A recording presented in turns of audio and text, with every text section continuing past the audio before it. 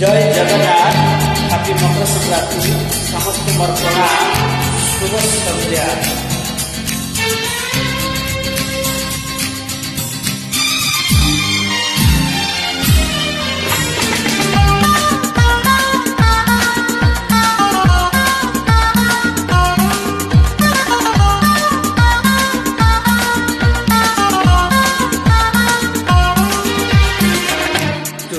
चालू थिलु तो बाटरे मु चालू थिली मो बाटरे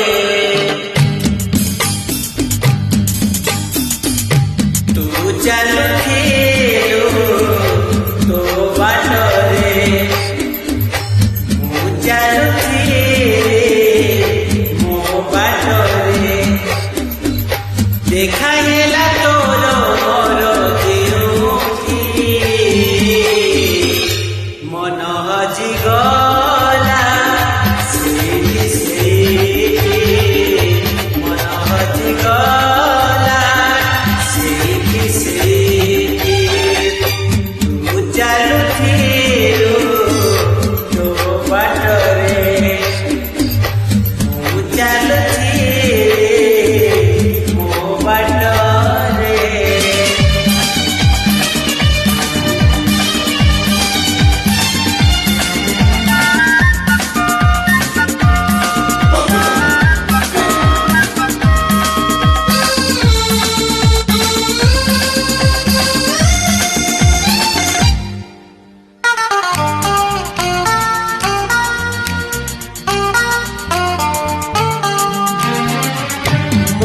चोरी हुई बोली कहानी रे सुनी थी तोते देखी रे मोरे आपे आपे बुझी गले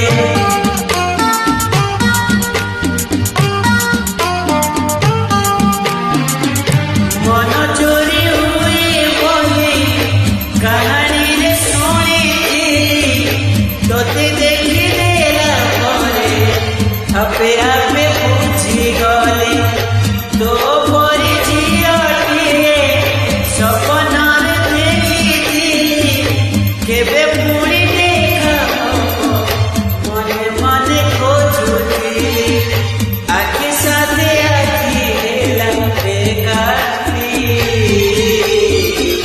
पारिले नियाओ लेके ओटे पारिले